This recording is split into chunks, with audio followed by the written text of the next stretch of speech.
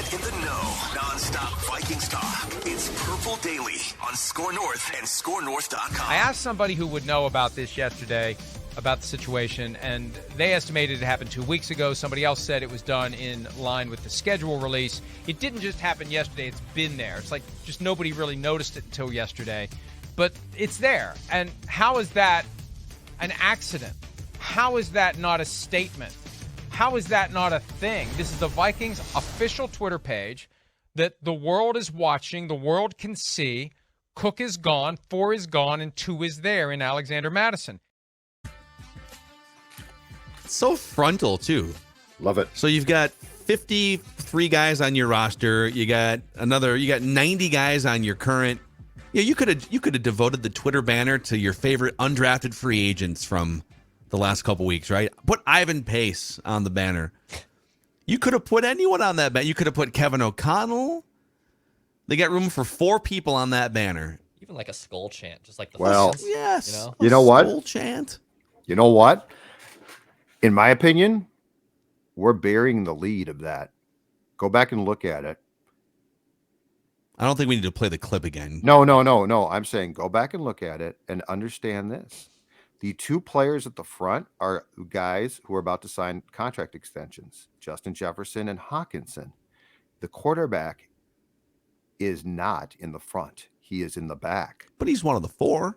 He is one of the 4, but my point is he's the quarterback. Ordinarily, your quarterback, if he's your quarterback, if he's your starting quarterback long-term, does not take second place in that. He is at the very front.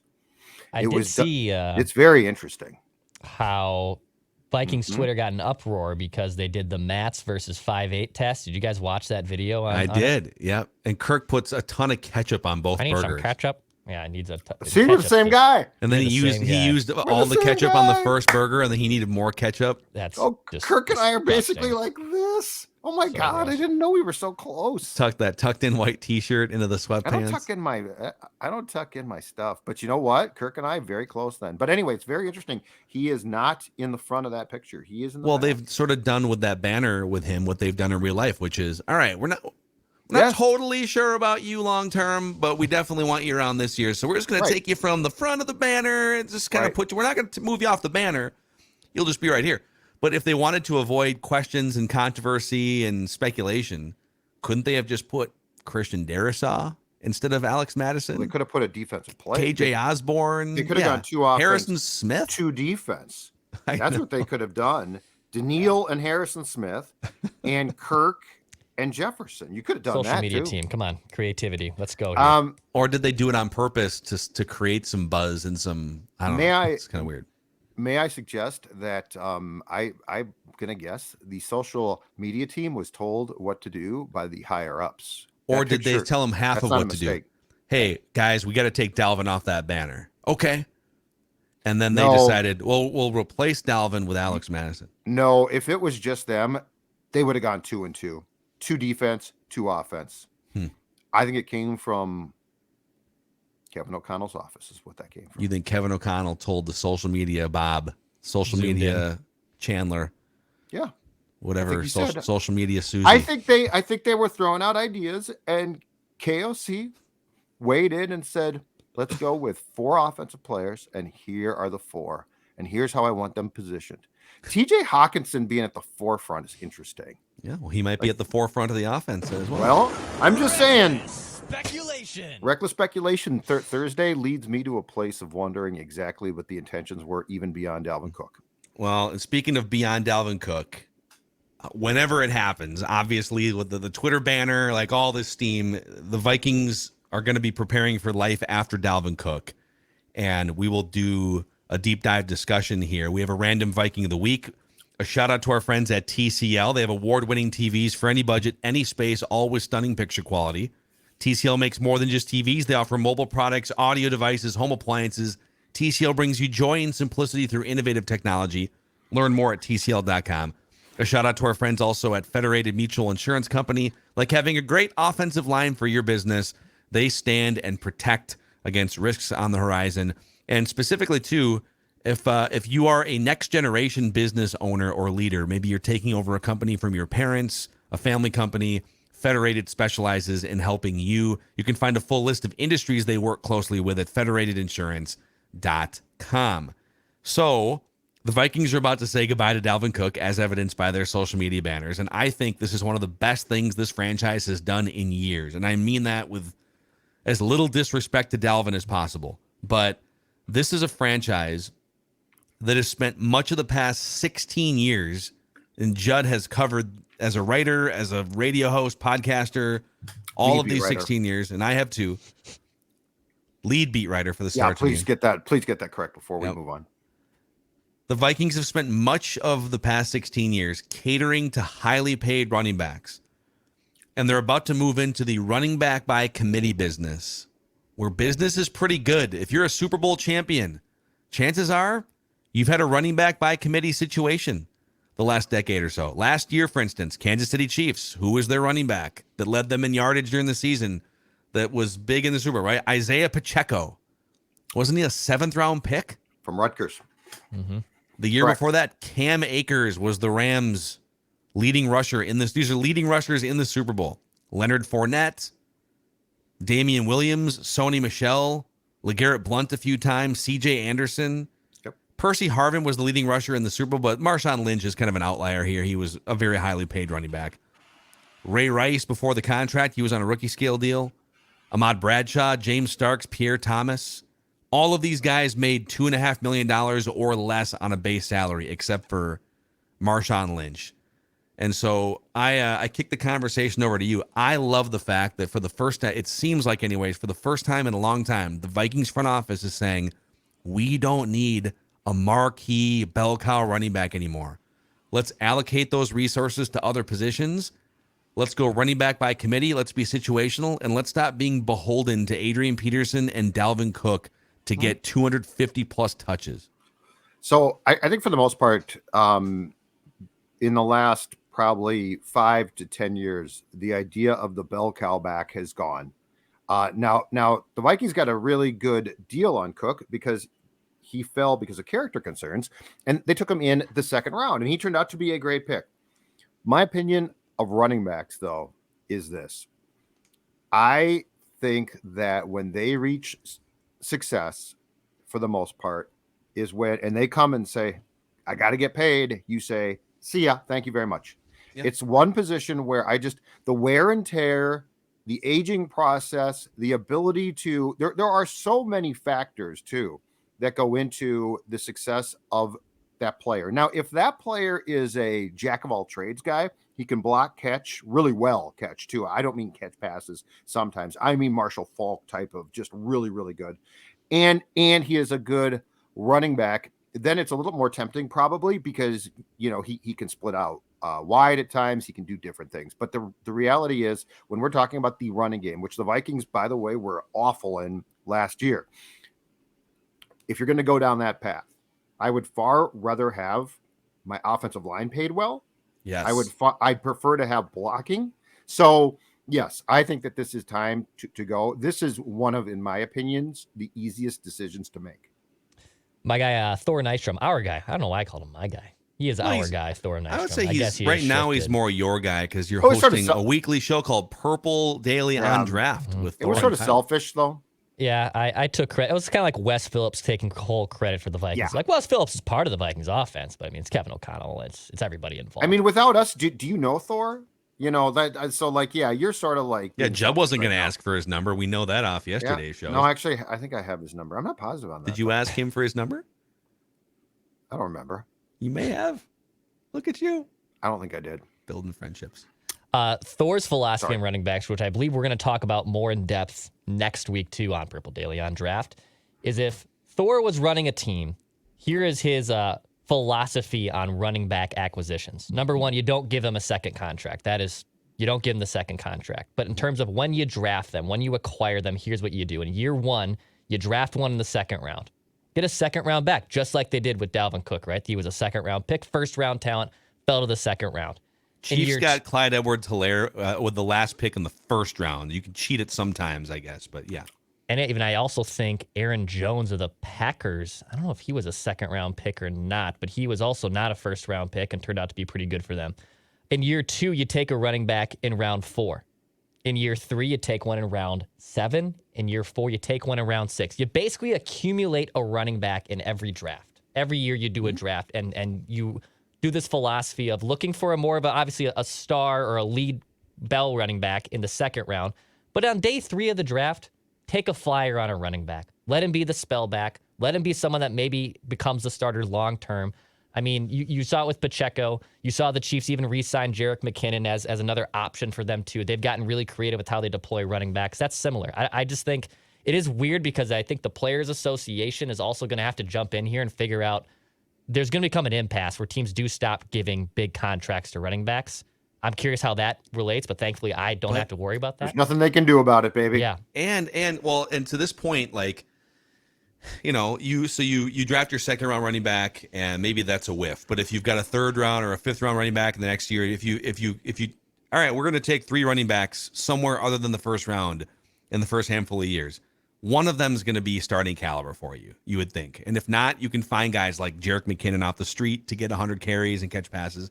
But the Vikings are kind of doing what Declan just laid out, the Thor Nystrom plan.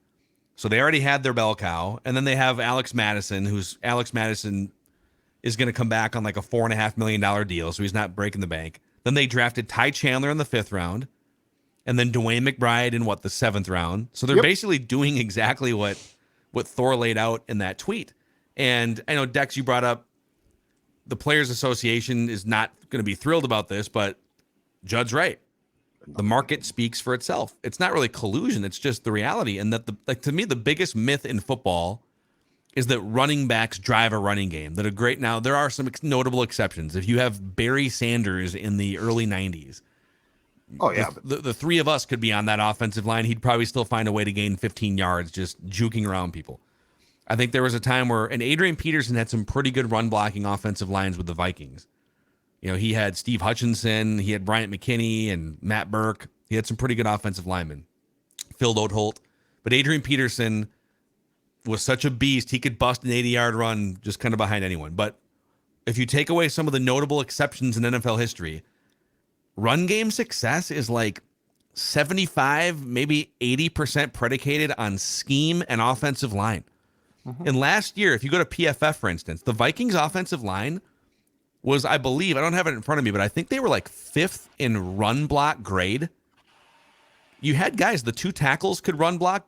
Garrett Bradbury is nimble, can get out. He can get to that second level. Ezra Cleveland's a really good road grading run blocker. You had some good run blockers, but they were like 5th from the bottom in yards per carry. They were 4.1 yards per carry. And Dex, did you find this? Who put this out? Was it Jason, you, AJ? Someone put it out. I did, and it was from Bill Barnwell, who took it from Next Gen Stats, I believe.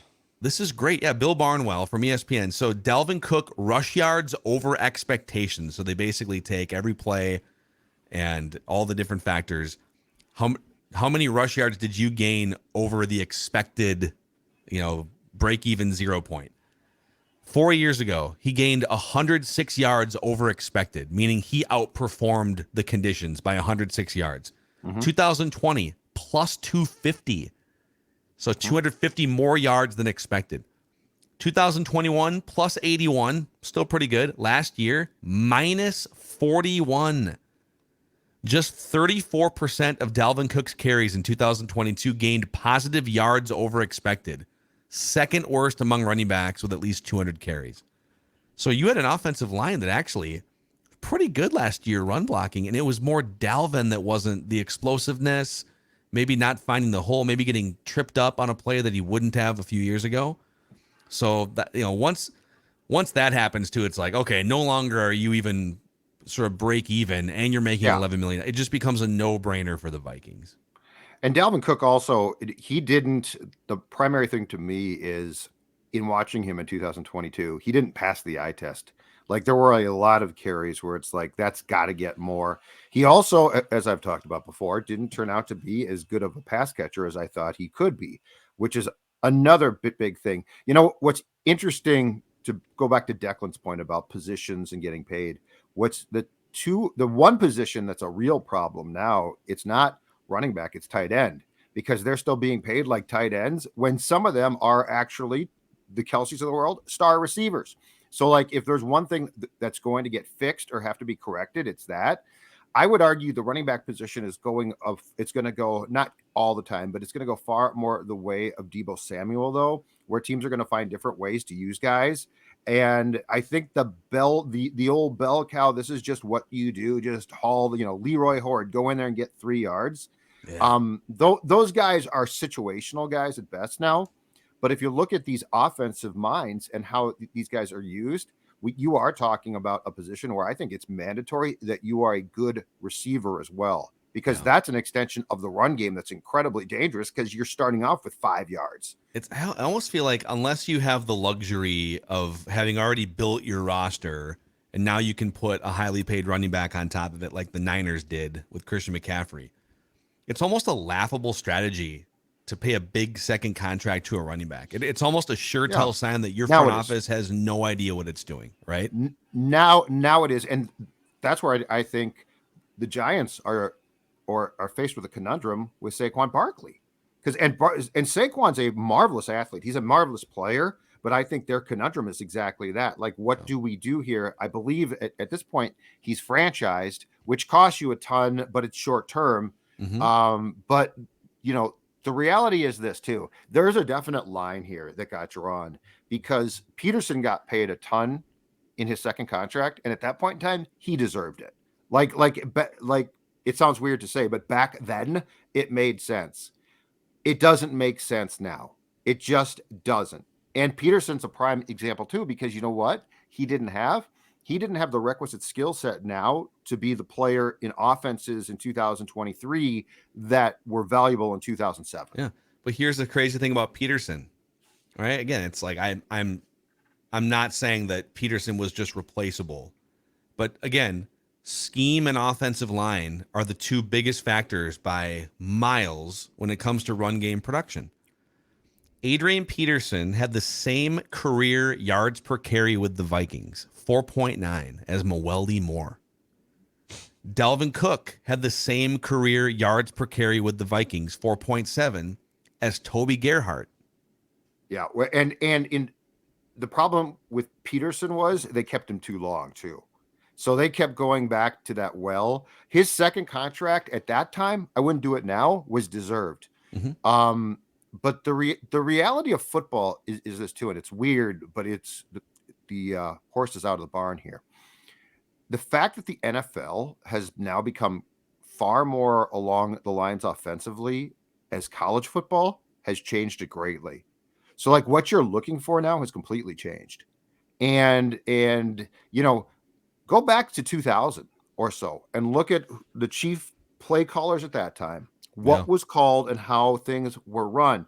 And I remember at the Combine years ago talking to Spielman about this because this was before the college offenses had really infiltrated the pros. And I said, how do you really scout guys? Because you're watching guys in systems here that are like far more creative and outlandish. And at that point in time, I thought not going to be adopted. I was wrong. But I said, how do you scout guys? Because like you're looking at people doing things that you're not going to replicate. And he said, it's really tough. And that's like that's offensive linemen, that's tight ends, running backs, because they're doing things and being asked to do things that were far more off the grid. And, the pros at that time didn't. So like, that's where, and this also comes back to a conversation that I know people think we pick on Kirk about, but it's not a Kirk conversation. It's a salary structure. A running back cannot eat up any real portion of your cap. Now, it's crazy. Unless you have definitive proof, unless one of 2 things, you have definitive proof that it's a generational talent that helps you across the board for, 1,000 snaps a year, or you have the luxury like the Niners. It almost has to be now a hybrid though, right? Like it can't just be like, if you were to truthfully list the player, which you're not going to, because you clearly want to keep his salary down.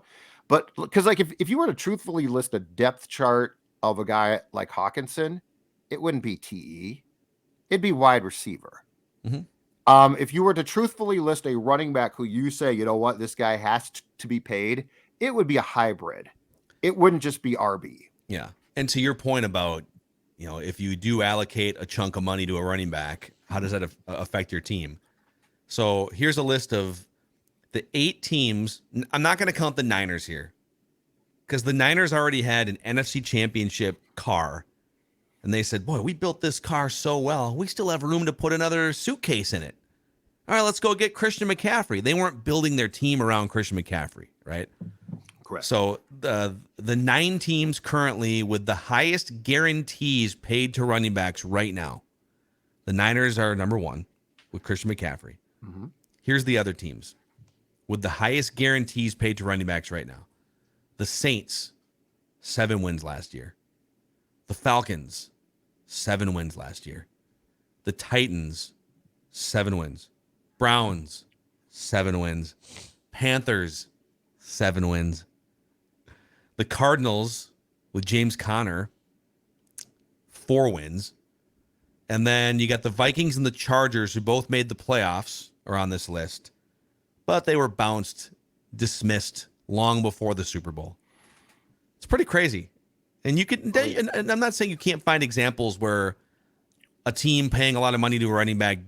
There's examples. I mean, Joe Mixon makes a lot of money with the Bengals, and they're one of the best teams in the league. They also have a quarterback making almost nothing until that contract kicks in. So they might have the luxury to go overspend on some non-premium positions. The good news for the Vikings is, though, when it comes to positional spending, so the running backs currently make the 4th most money with Dalvin Cook on the roster. That number is going to come down. Mm-hmm. But Kwesi has gone through these different non-premium positions. 2 years ago, the Vikings spent the 2nd most money on linebackers. This year, 23rd most. Safeties, once Harrison Smith ages out, they're going to be pretty low on that list too. So I think he kind of understands this. And now after 2 full off seasons, you're seeing him just allocate money to positions that are more premium. And this is also why, and I think this showed itself more in the draft defensively this year, but this is going to be an overall theme, I think, in football too. It's also why you're trying to draft guys that can play multiple spots. So the safety can play corner and you can move him back and forth. And now he's sort of a hybrid linebacker. Like, this is the thing. This is how you get around. The smart thing is, because if you draft a guy and you're like, you're going to play cornerback, but he could play safety, you are signing up for something you don't need to sign up for because safeties don't get paid as much. So the reality is, football becoming more positionless really helps you too from salary structure standpoints as well. Because if this guy thrives as a quote unquote safety, his second contract is not going to be what a starting corners would be. Yeah. And you're milking that player for all he is worth from a positional standpoint too. So on game day, I can afford to play around with my 46-man roster based on the fact that if a safety goes down or a corner goes down, the same guy can potentially replace one of those two. Yep. So just to put a bow on this sort of life after Dalvin Cook conversation, and we will get to a random Viking of the week.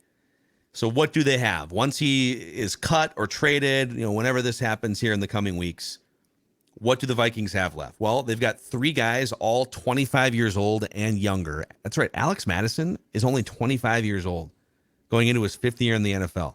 And all these guys have a ton of tread left on their tires because Alex Madison hasn't had a ton of carries the last couple of years. He's not, like you say, he's not that old. I don't think he's had really big injuries. He's been banged up maybe a couple times. And then I'm really intrigued by both Ty Chandler and DeWayne McBride. Both of those guys were dominant running backs at the end of their college careers. DeWayne McBride, go look at his numbers his last year in college. Now, it's funny. I was looking at DeWayne because he played, he did not play Power 5 college football. Was he UAB, I believe? Yeah, I think so. So he played, once or twice a year, he might play a big Power 5 school. What's funny is DeWayne McBride put up, hundreds of yards a game last year, except he had one dud game. It was like 14 carries for 37 yards against LSU. And it's not because DeWayne McBride is a fraud or bad. It's because his offensive line did not match up with the defensive front of LSU. And a great running back can't fix that. Maybe Barry Sanders from 30 years ago can fix that. So again, even like in college, you're dependent on who are you running behind. But I'm really intrigued to see Ty Chandler, DeWayne McBride fight it out training camp.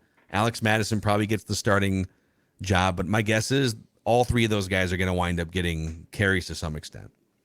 Definitely. Okay. Dalvin Cook, Ring of Honor or no? Ooh. Because Who's Kendricks, in right Cook now? will Who's in? be gone.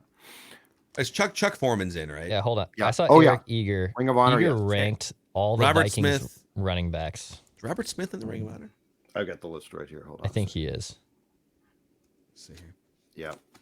I pull it think up. you're right. He's definitely not above George Foreman. Chuck Foreman or George Foreman. Or he's got great grill. Chuck has a great. Okay. Robert Smith had a better one. So our buddy Eric Eager ranked the Vikings running backs all time. Number 1, AP. 2, Chuck Foreman. 3, Robert Smith. Yeah. 4, Dalvin Cook. Behind him are Bill Brown and Ted Brown. Robert Smith is not in the Ring of Honor. I can't do it then.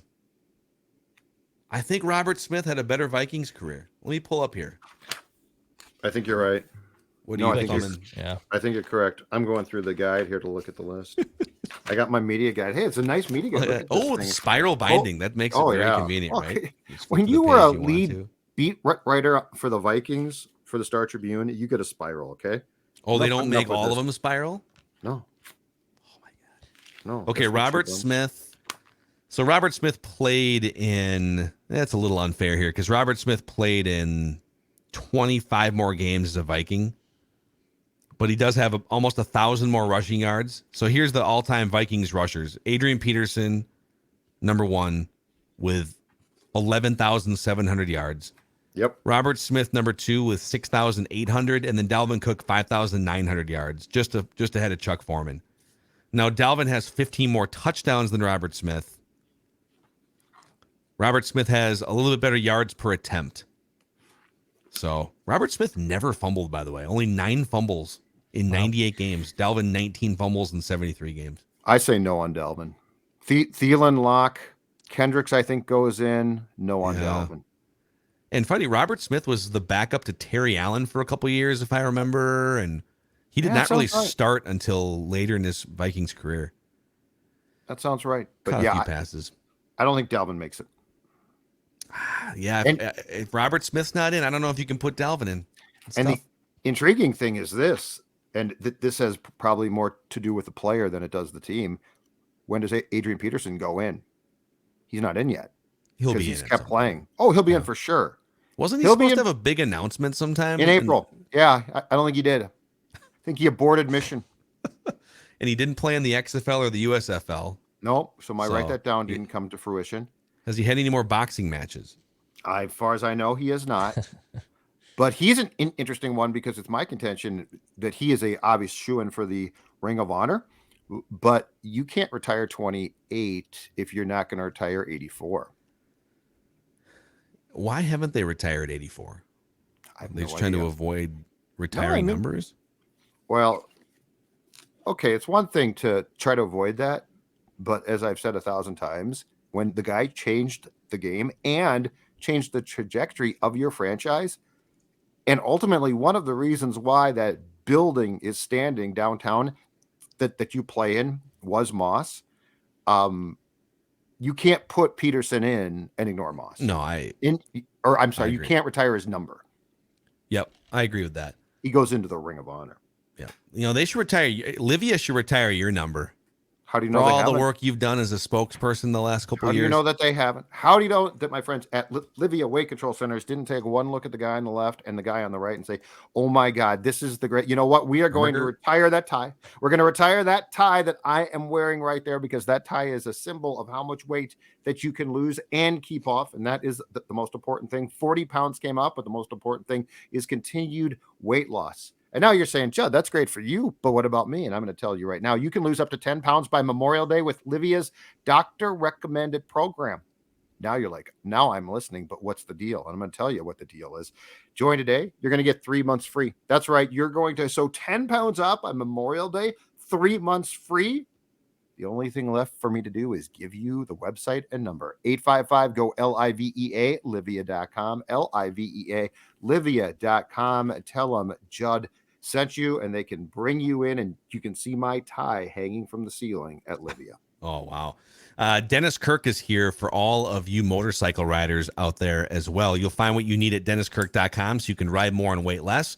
Over 180,000 parts and accessories in stock. clothing and helmets as well. Shipping is free for orders over $89. If you order by 8 p.m., they ship the same day. Everything you need for your ride at DennisKirk.com. And before we get to Random Viking of the Week here, a shout out to our friends at Meadows.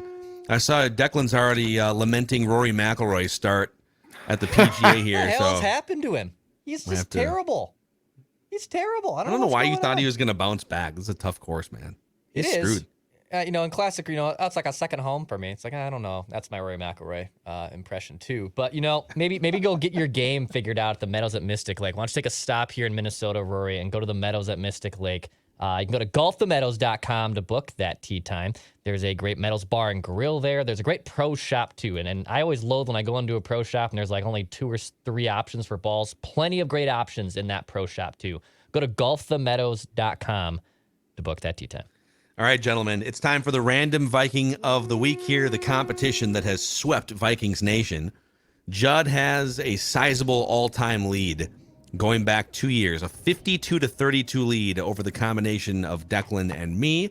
We alternate every other week competing against Judd, the resident historian on the show. Declan's turn to drive the car today. He's going to hand out a series of clues. We can guess whenever we want to, up to 3 incorrect guesses each before we are eliminated. Play along at home if you would like to. No Googling, no cheating. All right, let's do this. This Random Viking of the Week played in 129 NFL games. 129 NFL games.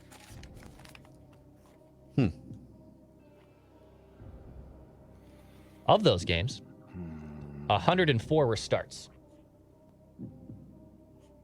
129, 104. Just one playoff game, though, in his NFL career. Long career, but only one playoff game.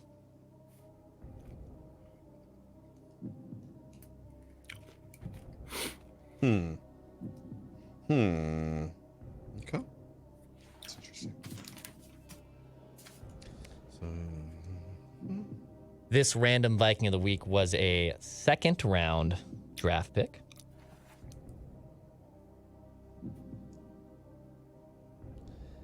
oh, pretty high.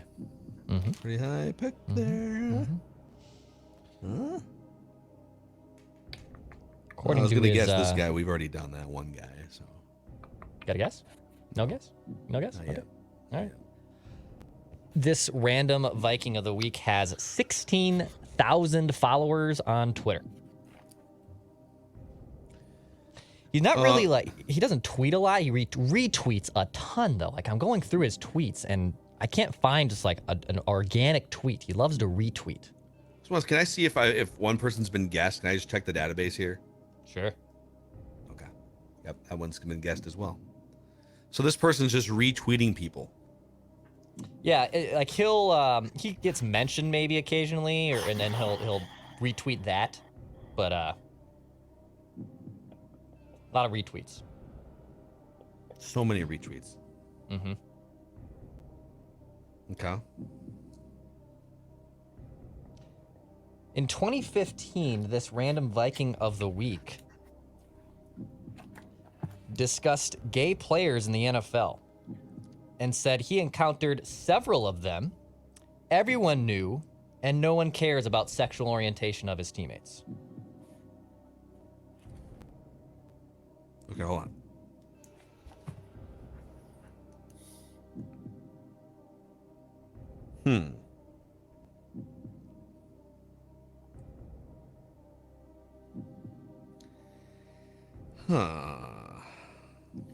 Second round pick. 2015. I have a question. Mm-hmm. In 2015, was he a Viking?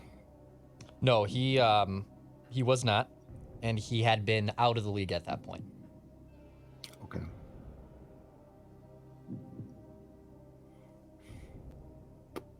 Boy, this is a tough one. One playoff game. In his rookie season Second in the NFL, he made the all-rookie team.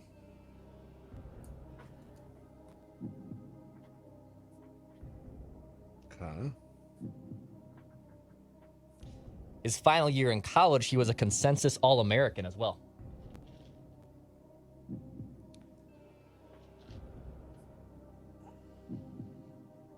Oh my God. I have a guess, but I'm trying to think of his name. No, that was not right.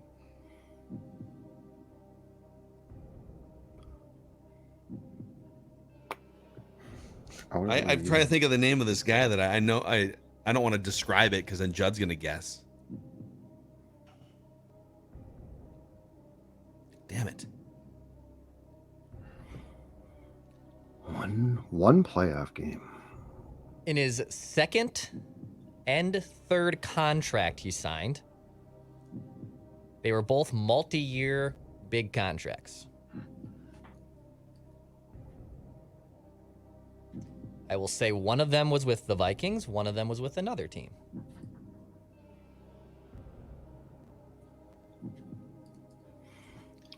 Oh. Where's that guy at? Oh, he wasn't a second round pick, I don't think. Yeah, this is the this is my problem. The second round pick thing is throwing me out. I have so many guesses, but the second round pick thing. All right, I don't think this guy was a second round pick, but I'm going to throw him out there because Visante Shenko. He's already been one. God dang it. That was a terrible guess, multi-year big contracts. He scored just one touchdown in his NFL career. It did come with the Vikings. Oh, hold on. Hold the phone. Hold the phone. No, that guy doesn't. That guy actually tweets, and he's got more than 16,000 followers. I don't think this will give it away. This guy, But when we made the switch 3 years ago, on May 1st, 2020, I tried to get this guy on the show, and he originally said sure, but then kind of ghosted me the day of.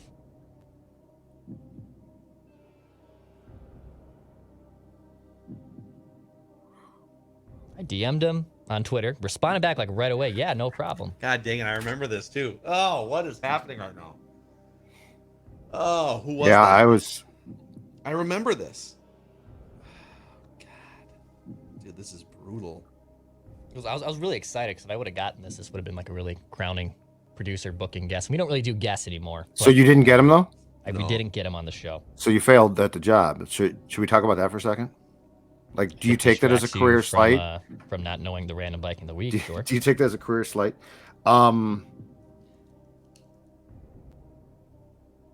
This Random Viking of the week said if Roger Goodell was a commissioner when he was playing, he probably would have been blackballed from the league for a certain off-the-field incident. Fred Smoot? Fred Smoot. God dang it. Wow. Fred Smoot. You did a good job of keeping that evasive. You definitely kept us off the scent there, big time. You did a good job of keeping that. Boy, that one stings. That one stings right there. I was stung by my failure in last week's write that down. I was gonna in this against Declan. I don't know if he was going to. This was a big one, but Yahoo Sports lists him as one of the biggest contract busts in NFL history due to his tenure with the Vikings. He signed a 6-year, $34 million deal with the Vikings, and then went back to Washington on a 5-year, also $20 million deal. So he only played for 2 teams in his career. But scored his one touchdown, 2006 Lambeau Field. Fred Smoot. Did the Lambeau leap? Well, Judd has now taken. We've kind of gone every other one because Declan's on a 3-game winning streak against Judd, but Judd's on a 4-game winning streak against me with Fred Smoot, Mike Tice, Javon Walker, and JT O'Sullivan. So, gotta pick it up here, man. Oh, and Laquan Treadwell. Jeez, 5 in a row. That's embarrassing. Well, I'll go back to the drawing board, go look at the film, and see what we can do. I got to do that against Declan next week. Yeah. All right, that's a wrap. Purple Daily Vikings entertainment. We just want the Vikings to win a Super Bowl before we die.